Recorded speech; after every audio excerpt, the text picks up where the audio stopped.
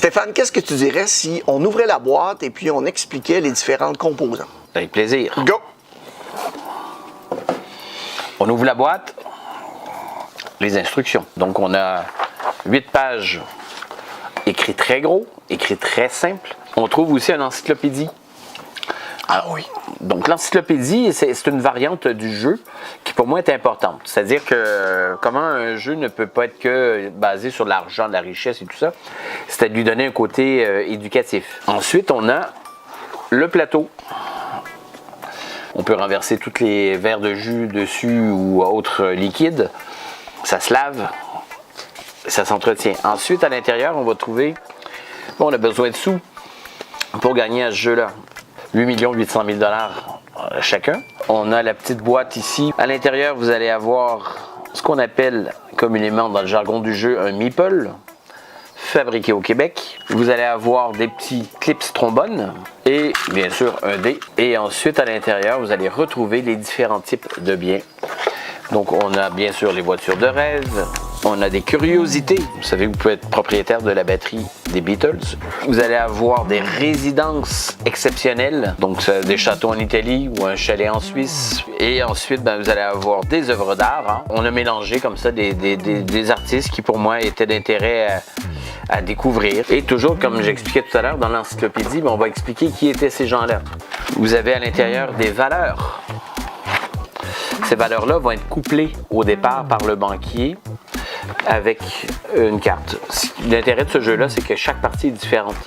Si votre tableau de texte le corps vaut 2 millions cette fois-ci, dans la partie d'après, il peut valoir 10 millions ou il peut valoir 100 000 $. Dans la mécanique du jeu, hein, donc le banquier, discrètement, va prendre une valeur, il va l'associer, on va sceller tout ça avec un petit trombone et vous allez être le seul à savoir quelle est la valeur derrière ça. Un peu plus tard, on va être plusieurs à le savoir, mais pour le moment, c'est comme ça que ça se passe. Donc, vous avez des valeurs pour l'immobilier et les voitures, les curiosités et les œuvres d'art. Dans ce jeu, bien sûr, vous avez des cartes de crédit. Donc, on peut vous prêter jusqu'à 5 millions une fois par partie. Mais si vous voulez ces 5 millions-là, il faut payer les intérêts d'avance. On a un petit tableau pense-bête parce que dedans, on a des valeurs, donc comme je disais tout à l'heure, ça peut aller de 2 millions à 12 millions de dollars. Des 12 millions, il y en a 2. Donc, vous pouvez faire vos calculs au fur et à mesure que la partie avance. Si vous en avez un dans votre jeu ou deux dans votre jeu, vous savez qu'il n'y en a plus après. C'est tout? Et c'est tout. OK.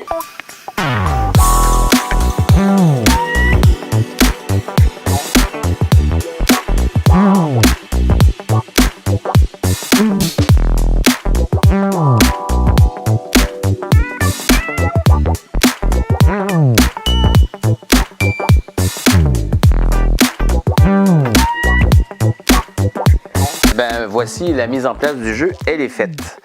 Donc, on a ici la position du banquier qui peut participer au jeu, mais si jamais il n'a pas envie de participer au jeu, par exemple, mon père, qui n'est pas un joueur, lui, il aime bien faire le banquier, donc la place du banquier, donc joueur ou pas joueur. Donc, on a ici les 4 catégories. Donc, on a les voitures, les curiosités, l'immobilier et les œuvres d'art.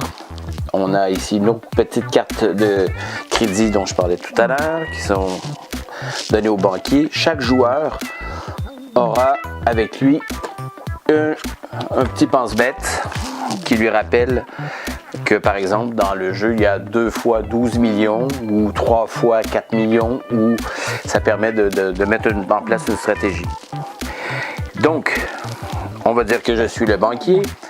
Donc, ce que j'ai fait, c'est qu'au départ, chaque joueur s'est choisi une voiture et le banquier a couplé cette voiture-là avec une valeur. Donc là, on va jouer à découvert, par exemple. Ah, coup de chance, cette voiture-là, elle vaut 10 millions. Personne ne le sait, ni le banquier, ni sauf la personne qui va hériter de cette voiture-là. Donc, c'est toujours le joueur numéro 1. Il aura choisi également soit une œuvre d'art, soit une curiosité. Lui est inspiré par les Beatles. Il a choisi la batterie des Beatles qui, elle, vaut, quand même, il a de la chance, 10 millions.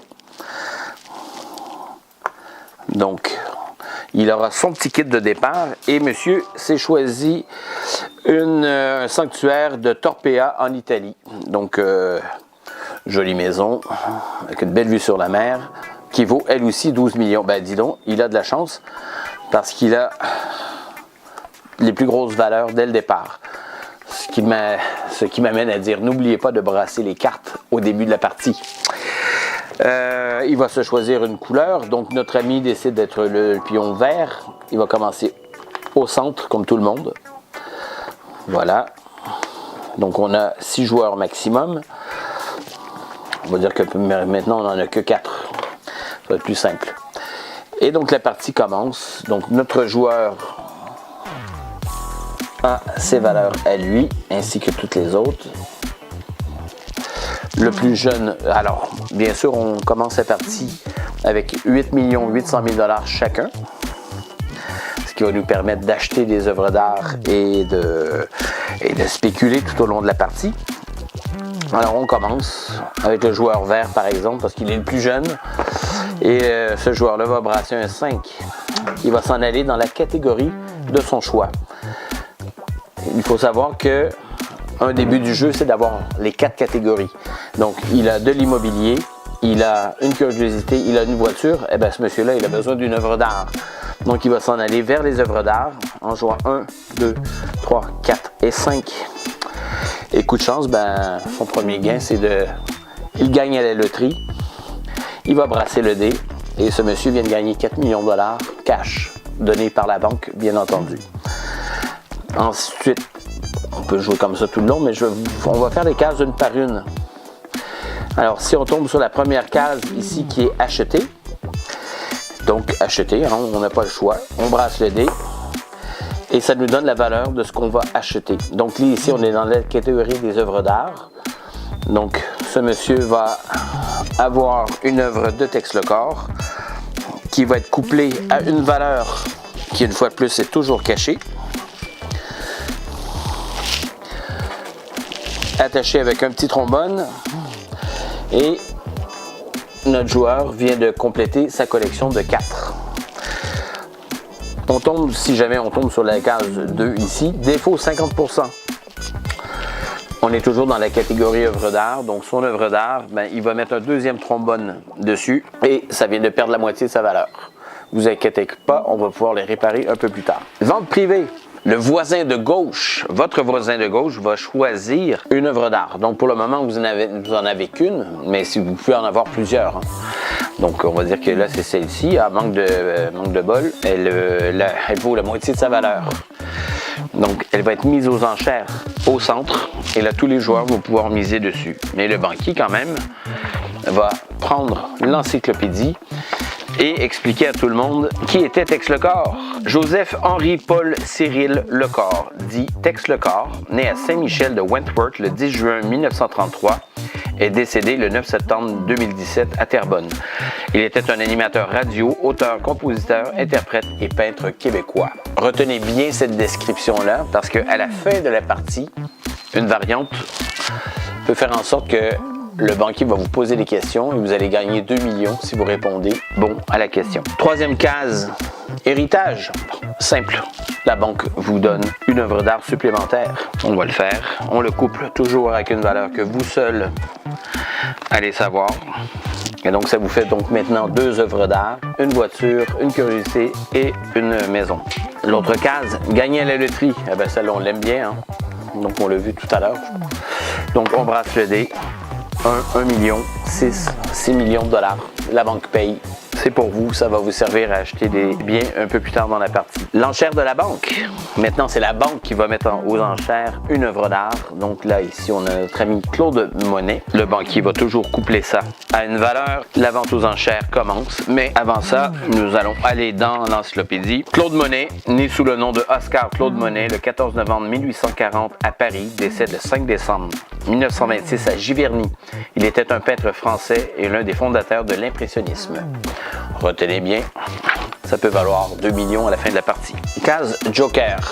Dans la partie, vous allez voir que les œuvres vont changer de main. Donc, si on se fait substituer une œuvre d'art qui valait 10 millions, on a intérêt à retenir où elle est partie et qui elle était. Ça va vous permettre d'aller tout simplement la shipper à la personne qui vous l'aura substitué. Donc le joker, c'est un peu un voleur. Donc vous allez reprendre ce que vous voulez dans la catégorie que vous voulez. On a 2 fois la case vente privée. Les ventes privées, c'est là où ça devient très pétillant entre les joueurs.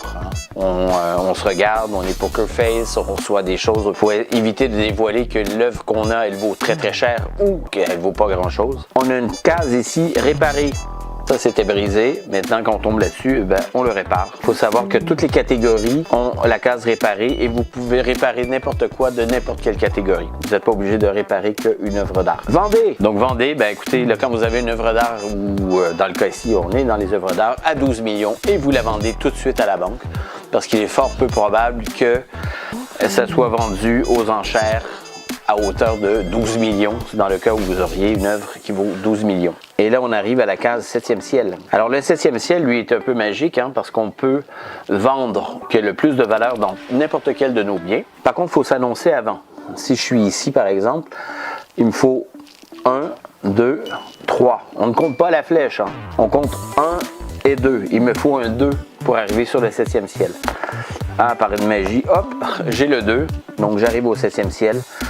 Je peux vendre n'importe quel bien à sa valeur, encaisser l'argent et je vais en même temps hériter d'un même bien de ce que j'ai vendu. Donc si je vends mon immobilier ici par exemple, qui valait 12 millions de dollars, je vais encaisser les 12 millions de dollars et je vais hériter d'une autre carte avec une autre valeur couplée.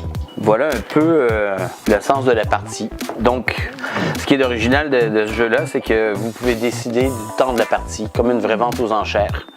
Vous dites, voilà, on mange dans 45 minutes, on part pour 45 minutes de récompense. On met le chronomètre et croyez-moi, les dernières minutes peuvent être très endiablées.